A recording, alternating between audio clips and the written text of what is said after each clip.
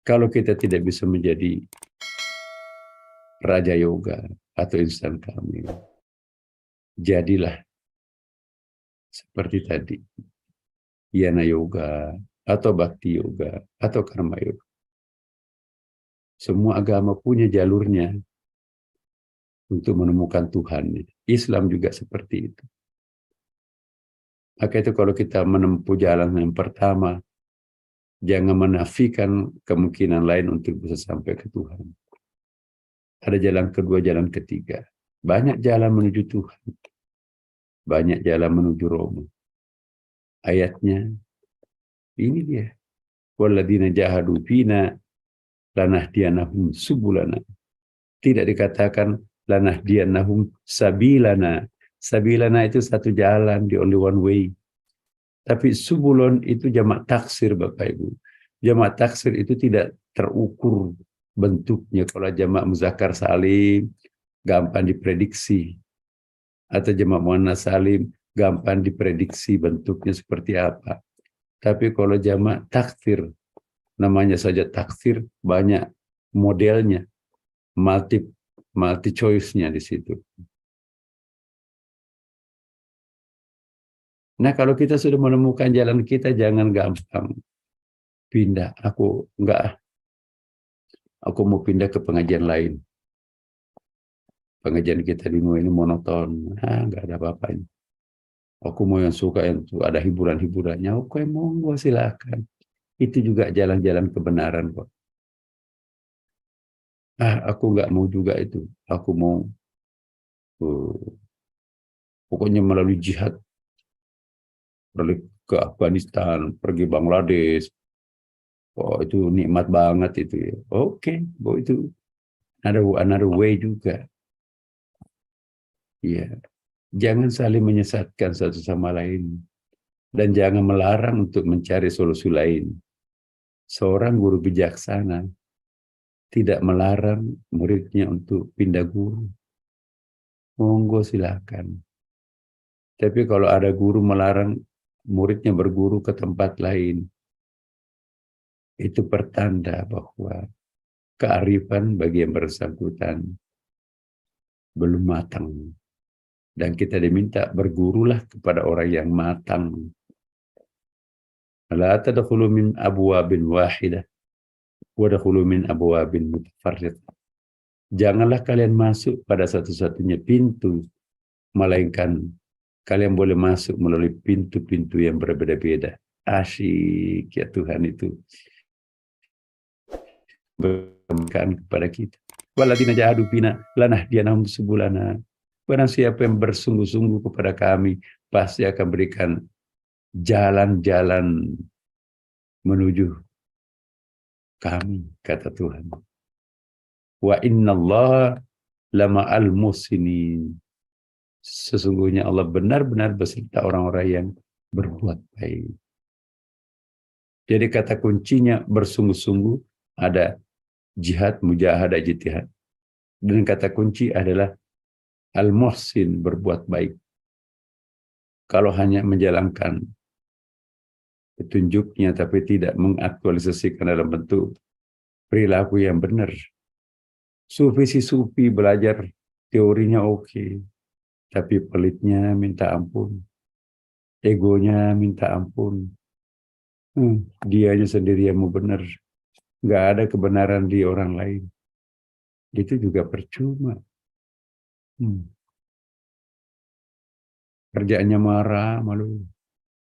Nah, orang kerjaannya suka marah, itu pertanda jauh dengan Allah, Bapak Ibu. Karena dia ingin memaksakan satu-satunya cara adalah seperti yang diingini dirinya kan. Kenapa orang marah? Karena kecewa. Kenapa kecewa? Lain yang diharapkan, lain yang menjadi kenyataan. Yang diharapkan jalannya, padahal Tuhan membentangkan banyak jalan. Logikanya kalau orang suka marah, maka masih harus belajar banyak. Gitu kan logikanya, Bapak. Luar biasa ayat ini.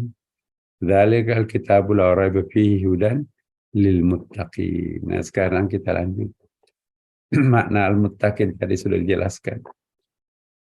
Ya, tingkat pertama adalah Islam.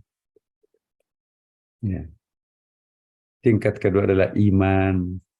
Tingkat ketiga adalah ihsan. Ini kalau kita lihat Ibnu Ajibani. Takwa dibagi ke dalam 3 tingkatan. Menjaga perbuatan dari melanggar aturan Allah.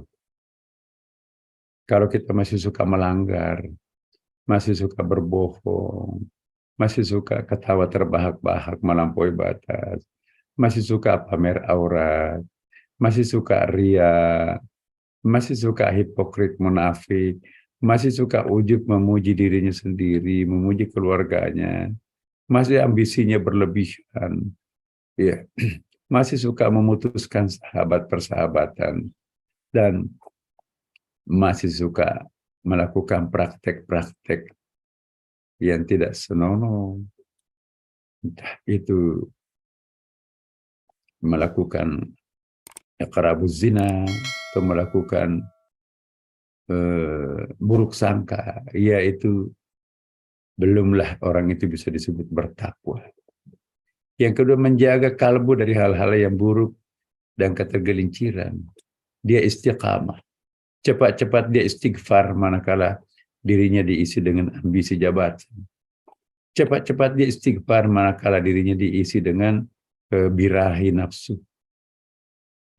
Dan cepat-cepat dia istighfar kalau dirinya itu dililit dengan popularitas.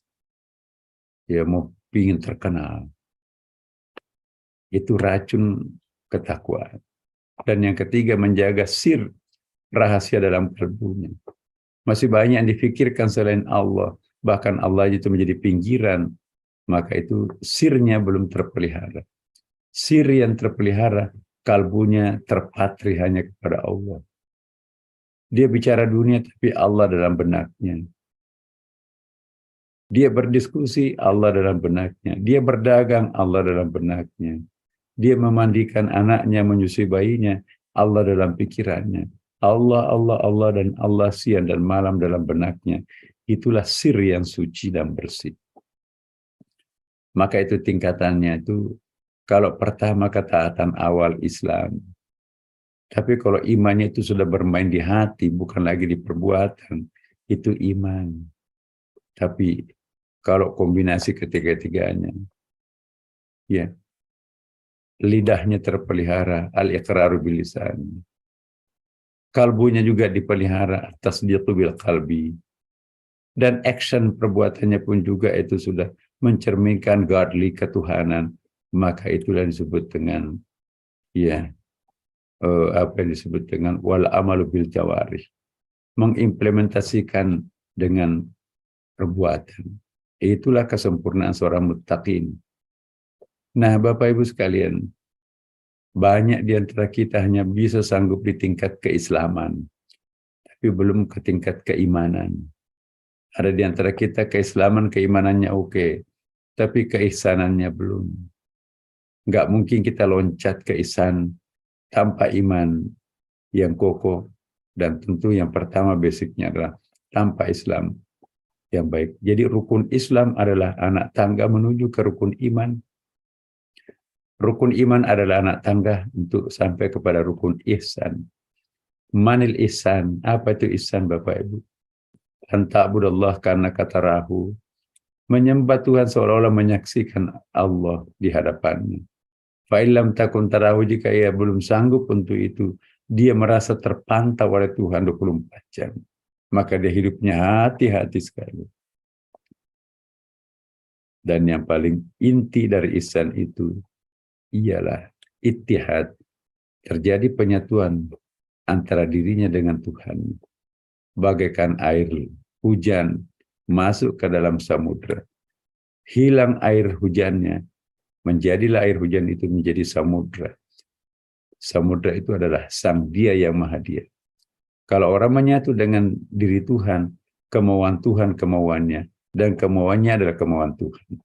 Orang ini tidak perlu berdoa lagi. Karena doanya sudah level atas, ad-du'a'u bil lisanil istidad. Penuh dengan pasrah kepada Allah. Allah lah yang menentukan hidupnya 24 jam. Dia akan tenang di bawah pelukan genggaman pangkuan Tuhannya.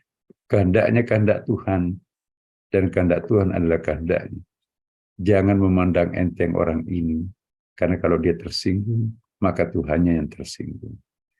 Semoga ada manfaatnya Bapak Ibu. Wassalamualaikum warahmatullahi wabarakatuh.